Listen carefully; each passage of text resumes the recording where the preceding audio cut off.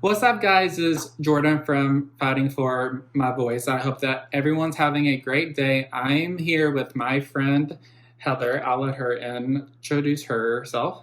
Hi, I'm Heather. I am a 36-year-old girl with apraxia of speech. I also have a daughter who is diagnosed with apraxia of speech, and she is 9 years old.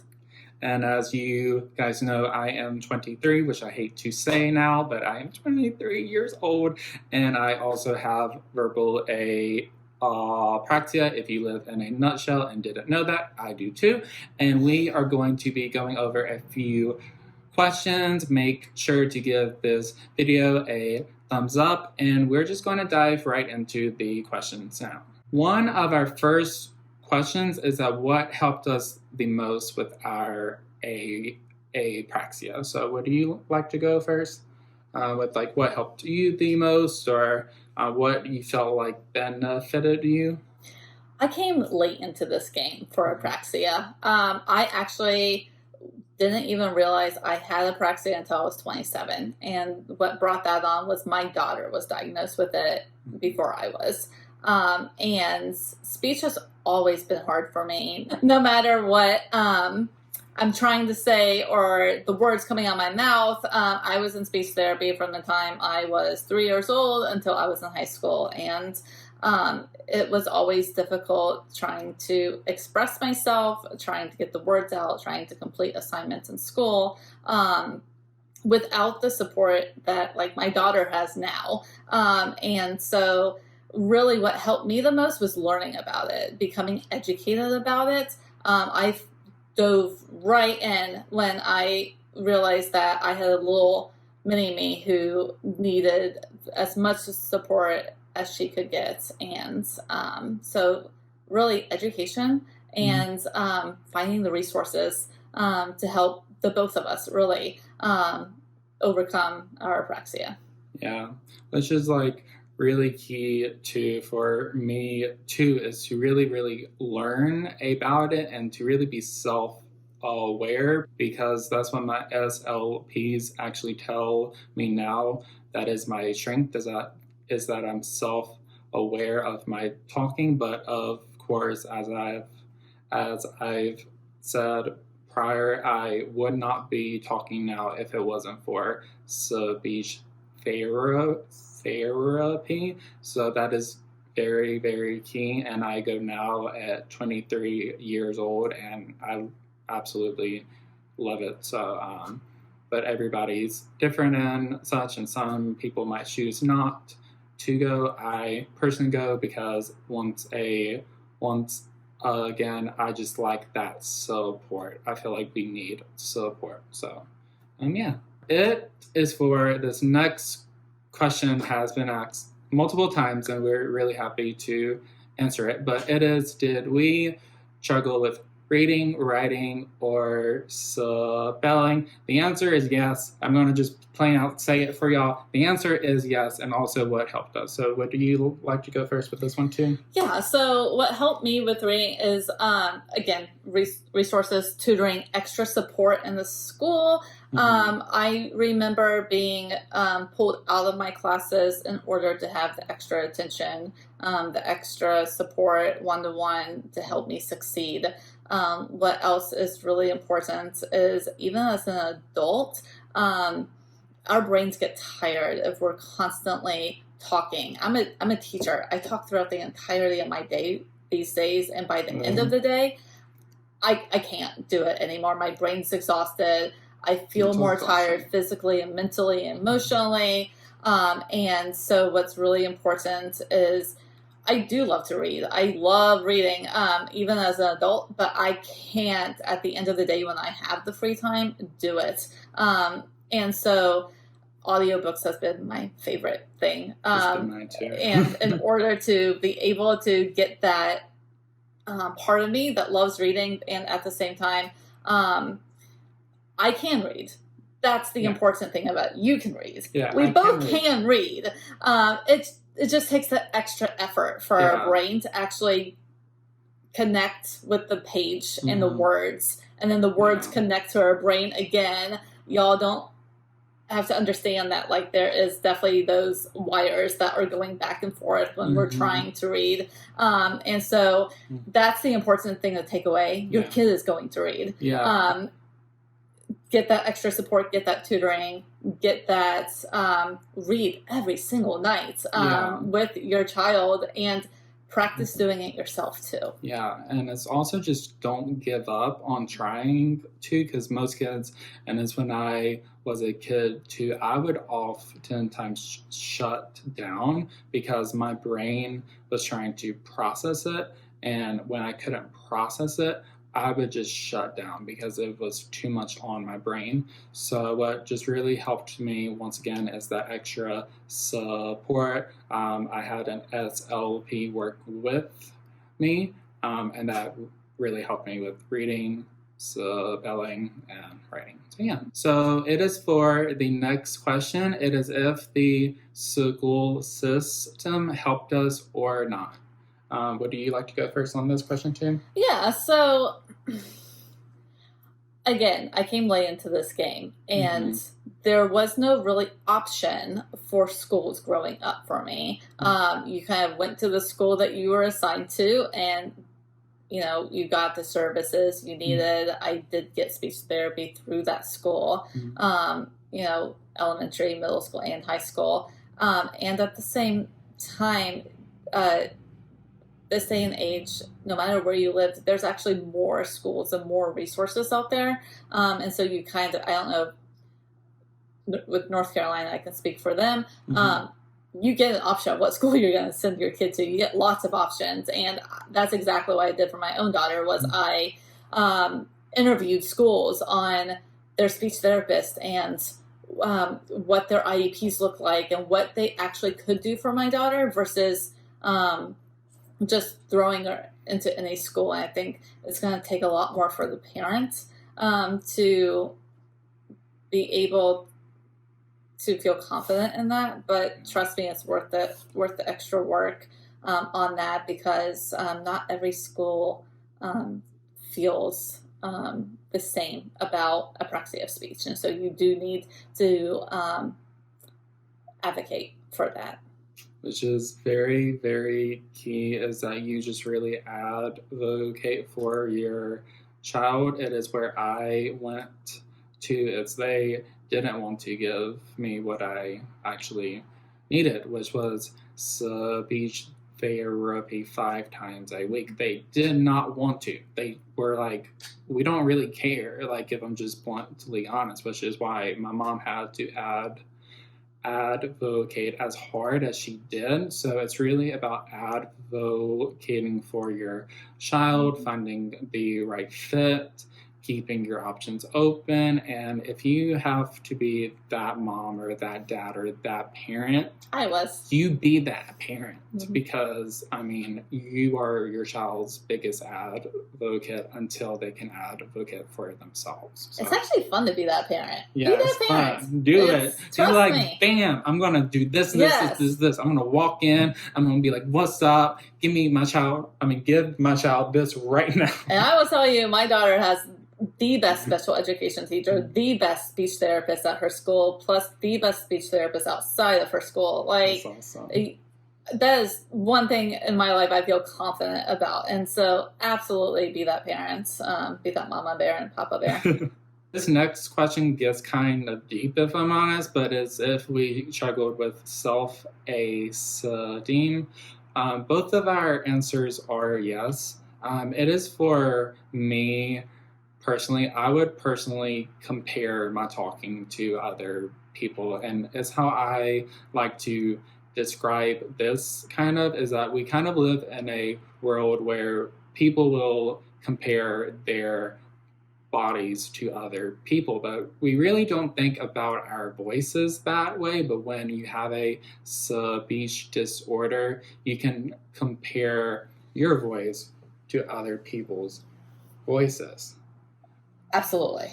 Yeah. We compare everything. Yeah. I mean, jobs, money, status, like marriages, relationships with everybody. And I think what's really important to get out of this is you're going to have to build your child's confidence to Mm-hmm. advocate for themselves and educate Mm-hmm. about apraxia themselves. Mm-hmm. I know personally growing up, of course I got questioned on my voice. I was the girl with the weird voice. That's how people describe me. I was the girl with the weird voice. And I think that I actually have a defense mechanism at this point that if I get questioned for anything, I completely shut down at that point, because I completely shut down when people question my voice. And, that's something that I've always had to work on, is being confident and just educating people. And again, I came in late to this game, so it was much easier to advocate for myself and be confident and acknowledge what apraxia was when I knew what it was at 27. But before that, I just shrugged my shoulders and hoped for the best. And I had no explanation. My parents didn't have an explanation. No one had an explanation. So, be grateful that, apraxia actually is diagnosable at this point, because there was a time where it was not. Yeah. And it's just like kind of how I kind of cope now, is that I don't compare my voice to others, because I know that everybody's voice is actually different in some way, shape, or form. And I didn't choose this, and that's why I actually refer to my apraxia as my speech disorder, because it is a disorder. It's not something that I chose. It's not something that I have control of. It's something that I work with, and I work with it every single day, but I don't no longer view it in black and white. It's just like, my voice is my voice, and this is how I talk. And if other people don't like it, I really don't really care what other people like personally. So that's how I don't know. So it is our last question that we are going to cover, is that how do we tell other people about our apraxia? So do you want to lead on this? Yeah, I love telling people about my apraxia. I think it's because I can now tell people about my apraxia. And so I think the most important thing about telling people about apraxia is, yes, in a introduction conversation to it, you're obviously not going to go into all the fine details, because apraxia has so much more to it than just the speech part of it. So much more. But I'm not going to sit there with a new coworker and explain it for 2 hours. I'm just going to give that rundown on, and this is basically how the conversation goes. Oh, you have a unique voice. That's the nice way of saying it, right? Where are you from? And I will just say, oh, I'm from Cincinnati. Really? Do they have thick accents like that in Cincinnati? And that's when I can introduce, like, well, actually, I have apraxia of speech. It's a neurological disorder that doesn't allow the brain to make the connection to the mouth to form words. And so my whole life, I've struggled forming words. And now it comes out in a, accent, because it's me working doubly hard doubly is not really a word, but to make those words and those sounds come out. And they don't always come out. And sometimes they do, sometimes they don't. And that's usually when I get the best response. And if someone's willing to sit down with me for coffee and learn more, then I will tell them about the exhaustion of the brain and how it affects my reading and my writing and my spelling. And we were just talking about this. My handwriting is awful. And I don't have the best handwriting. No one does with apraxia, you guys. No one. It's kind of sloppy. It's horrible. And so it's not horrible. At this, mine is horrible. This is actually okay. But at the same time, I mean, I feel confident being able to explain myself now, which just gives me more confidence, if that makes any sense. And teach your kids to tell people, I have apraxia and this is what it is, because that's how they're going to build their confidence instead of withering away when someone questions them. Trying to hide it kind of. Exactly. because I Own kind of it. tried to hide it, and now I actually own it in kind of full force now. If you guys cannot tell, I own it in full force.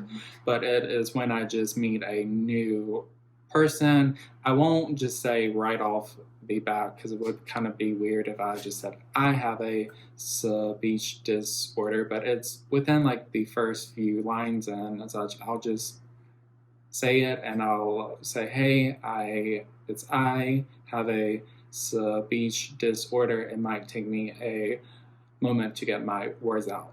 And that's all that I'll say, because I'll never feel the need to explain myself, because I don't have to.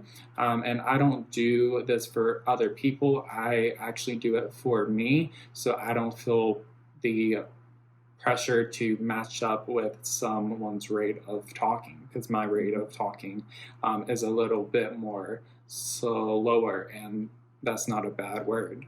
Actually, I'm actually happy with my voice, because I wouldn't want to be a very fast talker personally. But that's just me, of course. That's my own preference. So yeah. Also, piggyback off that a little bit. My voice, your voice, it's kind of who made us and what made us. And I know, being the walk coordinator for the North Carolina Raleigh Walk for Apraxia every single year, that is my passion. That is what has given me motivation. Your education advocacy gives you motivation to continue working hard on that speech. Mine continues acknowledging, and every little kid out there that I can get my hands on, that yes, I just want them to understand that they're not alone, because that's what the walk is for. All the Apraxia walks, that's what it's for, is to acknowledge, one, the hard work that goes into having Apraxia. That's hard work I never acknowledged until I was older, and I give myself grace now as an adult, because it takes that much effort for me to talk. And so teaching kids at such a young age to be able to give themselves that grace is only going to strengthen them all the way. And I also just want to say that, it's going to build that confidence for when they do go out and have jobs in the future, or job interviews. You can talk to either one of us. I guarantee you, we would both say job interviews are not our favorite things. Not our favorite things at all. And at the same time, we have to do it. Yeah, because and we have to work on it. Right. And, planning and being able to practice and having that support from other speech therapists, special ed teachers, things like that. That's only going to enhance us and make us stronger. Yeah, which is a very key point to actually take away before we wrap this up, is that this is only going to make your child actually stronger in the long run. Because, it's not easy. I've never claimed it to be easy. I don't sugarcoat on my page at all. I don't say it's easy. It's not fun. It takes hard work. It takes determination. It takes all sorts of things. It takes bravery. It takes resilience, which I just got tattooed on my arm. But it's going to just build up your child and make your child into the person that they are today. And you personally, I know you wouldn't want nobody else but Rebecca Lynn to be exactly the person who she is. Oh yeah, she's quite the confident, sassy little person too. So which we love. And that's what we want. Yeah.